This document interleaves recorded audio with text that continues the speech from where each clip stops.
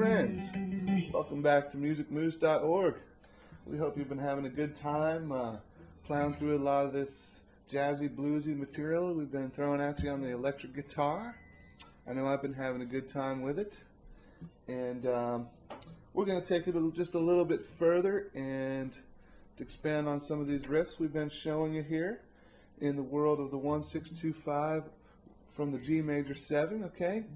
And basically, I want to introduce a 1-3-5-7 arpeggio, okay, over every chord shape, over the G major 7, the E7, the A minor, and the D7, okay?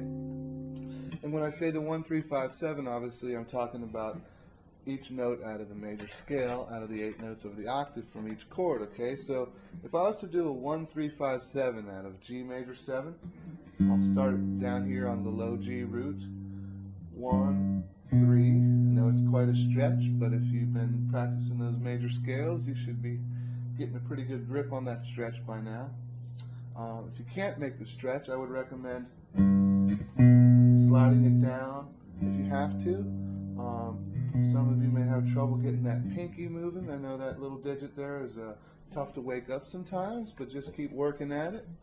Okay, so 1-3-5-7. If I said 1, 3 is B, D is 5, 7 over the major 7 would be the F sharp, okay? So I think you get the picture. 1, 3, 5, 7. If I was to do that over an E7 chord, okay?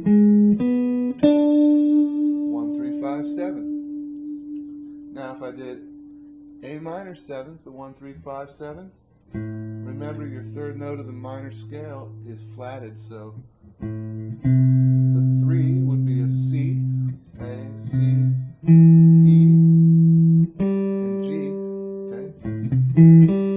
1, 3, 5, 7 of A minor. Now 1, 3, 5, 7 over D7 would be D, F sharp, A, and C, okay?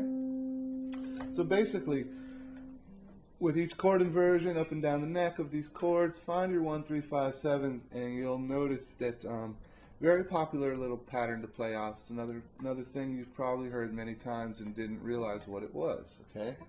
So the 1-3-5-7 works beautifully over just about any progression, really. It's just another way to voice a chord, kind of spells out a chord, but in a little jazzier way, I kind of think, a little jazzier and bluesier.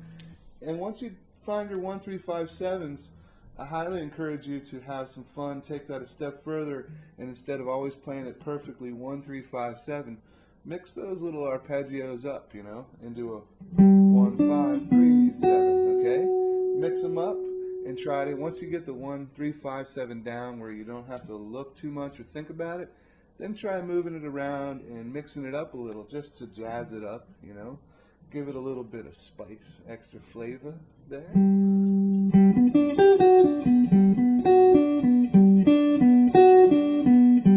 can see I stayed right in that box there, and just arrange the notes differently each time, and it really gives it a wonderful sound. So we're going to go ahead and use the nifty little loop pedal. I'm just going to leave you with this 1-3-5-7 pattern because for as simple as it can be, it really could be a lot to say too over a chord, and by mixing that pattern up, the possibilities are just about limitless where you can go. You could play all night on this. So I'm not going to play all night because we don't have enough time for that.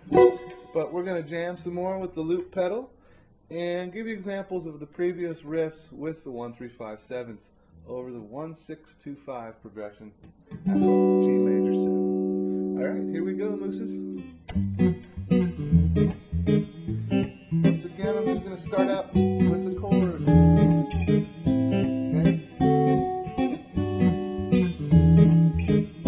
Get comfortable with your positions.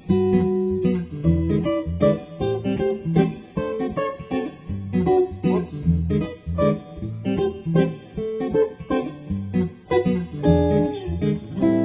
Okay, 1-3-5-7.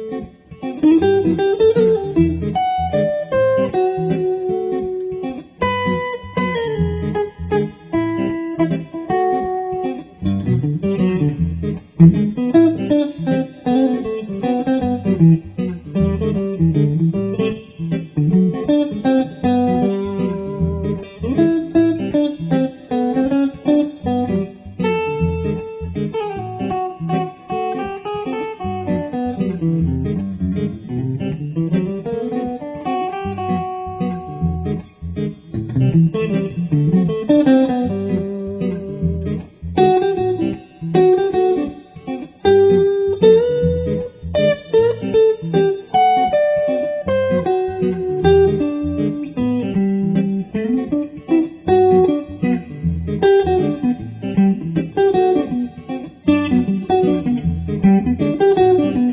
staying right there in G major 7, you can say a lot.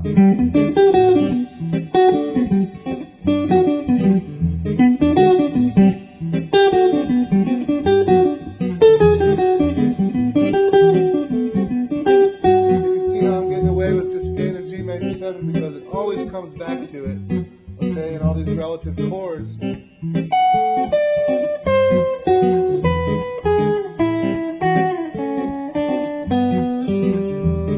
just fit so beautifully in there.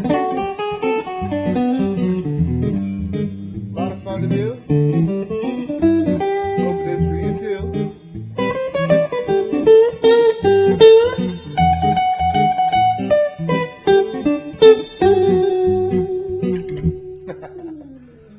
All right, friends, thanks a lot. We hope this has been mighty helpful for you, and please do tune back in the future for some more electric guitar sessions, some jazz and blues and funk and rock, and have fun with it, friends. It's been a good time doing this here for you, and we'll see you in the next lesson.